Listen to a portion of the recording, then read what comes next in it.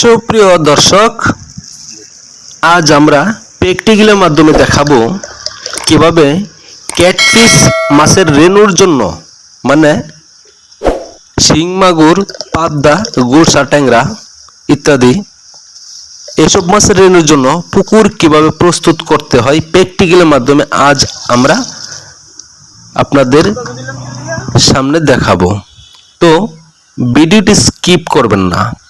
তো এখন বালতিতে যে এই মেডিসিনটা দেখছেন এটি হচ্ছে গ্যাস ট্যাবলেট। তো এই গ্যাস ট্যাবলেটে দিতে হবে পুকুর যদি পুরাতন এবং নতুন হয়ে থাকে তাহলে তবুও পুকুরের পানি সিঁচে তারপর পুকুরের তলানিতে এই গ্যাস ট্যাবলেট প্রতি শতাংশে 4 পিস করে তলানিতে ছিটিয়ে দিতে হবে। দেখুন কিভাবে পুকুরের তলানিতে ছিটানো হচ্ছে গ্যাস ট্যাবলেট। এইভাবে পুকুরের তলানিতে গ্যাস ট্যাবলেট ছিটিয়ে দিতে হবে। তারপর চুন, পাথরের চুন যাকে বলা হয়, আমরা যে চুনটি খাই আর কি, এই চুনগুলি এরকম যে কোনো পাত্রে ভিজিয়ে রাখতে হবে। ভিজিয়ে তারপর এইভাবে নাড়াচাড়া দিয়ে চুন বালতিতে করে নেন আর যে কোনো পাত্রে করে নেন, নিয়ে সারা পুকুরে ছিটিয়ে দিতে হবে। মনে রাখবেন প্রতি শতাংশে 1 কেজি হারে চুন পুকুরে দিতে হবে। যদি অতিরিক্ত কাদা হয়ে থাকে তাহলে চুনের পরিমাণ কম বেশি হতে পারে। তো আমরা এই পুকুরটি রেডি করতেছি। এখানে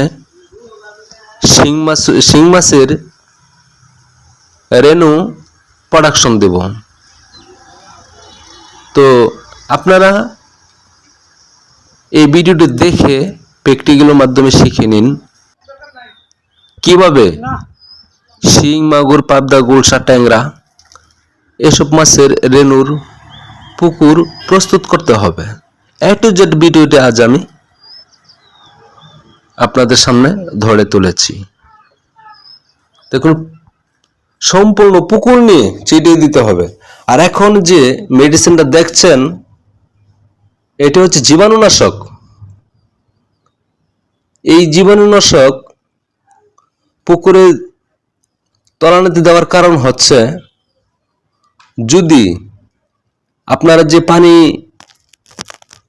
তুলবেন পুকুরে বা পানি তোলা হবে ওই পানির সাথে যদি কোনো জীবাণুনাশক আসে তাহলে ওই জীবাণুনাশক আপনার ওই সব জীবাণুনাশক দূর করবে শুধু এই মেডিসিনে।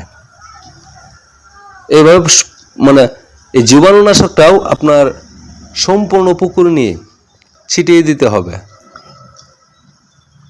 তারপরে আরো মেডিসিন আছে, আপনারা দেখে তারপর শিখে নিন।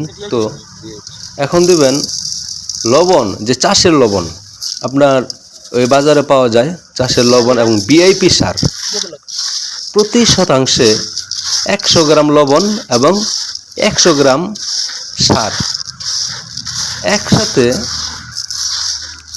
সুন্দর করে এইভাবে মিশিয়ে নিতে হবে। মিশিয়ে তারপর সম্পূর্ণ পুকুর নিয়ে ছিটিয়ে দিন। এই লবণ এবং ভিআইপি সার দেওয়ার কারণ হচ্ছে পুকুরের তলানি ঠান্ডা থাকবে, শুষ্ক থাকবে, মাছের রেণু কখনো নষ্ট হবে না, মাছের রেণু ঠান্ডা স্থানে চলে যাবে।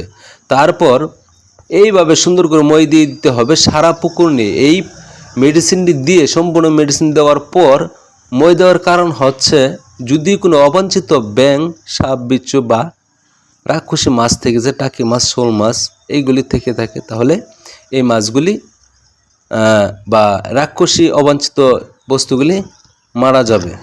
তাই আপনারা মই টেনে পানিটা পুকুরের তলানিতে কাদাগুলি সমান করে দিন এবং কাদাগুলি উল্টাপাল্টা করে দিন। মই দিয়ে দিলেই উল্টাপাল্টা হয়ে যাবে। এই হচ্ছে আপনার শিং মাগুর, পাবদা, গুলশার রেনুর পুকুর। তারপর রাতে বা তারপর আপনার 10 ঘন্টা পরে দেন, আর আপনার 8 ঘন্টা পরে দেন, আর 12 ঘন্টা পরে দেন পুকুরে পানি দেবেন। পানি দিয়ে রেনু ছাড়ার 72 ঘন্টা আগে পুকুরে দিয়ে দিতে হবে। তারপর 72 ঘন্টা পর এই পুকুরে রেনু মজুত করতে হবে। যদি আপনাদের কোনো বিশ্বাস্ত হ্যাচারি থেকে থাকে তাহলে ওই হ্যাচারি থেকে লাল টকটকে বড় জাতের শিং মাছ থেকে রেনু উৎপাদিত এসব রেনু পুকুরে মজুত করতে হবে। তো প্রতি শতাংশে 100 গ্রাম রেনু প্রযোজ্য।